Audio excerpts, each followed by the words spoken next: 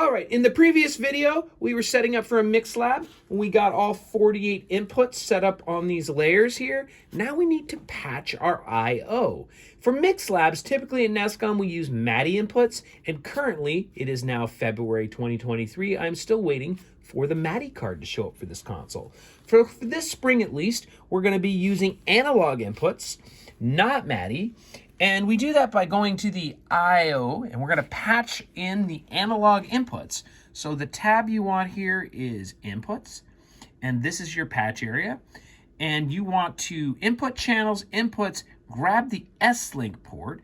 And what the S-Link port is currently connected to the S-Link port is below us is our GX4816 analog inputs to the console. So this is what we're going to use for our mix lab.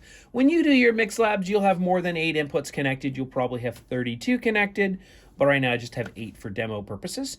Going back up, we need to patch that. And so as I said a moment ago, we're on the inputs tab with the S-Link tab, because the S-Link tab is that I/O. This patching screen, you've seen this sort of matrix style patching on other consoles, but zooming in and out can be done with pinching, which is pretty cool. And it's easy, you just patch. Well, you have to hit this patch button down here. Hold it down and you patch an input.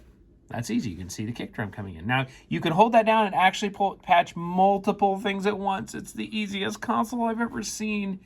And if you make it small enough, you probably could even do all 48 at once. Look, there's a couple I left over from a previous take of this video, but boom.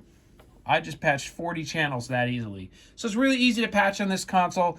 If in a later semester you may be doing the same thing, but with one of these I/O ports, because that's where the MADI inputs and the Dante inputs are going to be once we get them in the mail. Thank you. Bye-bye.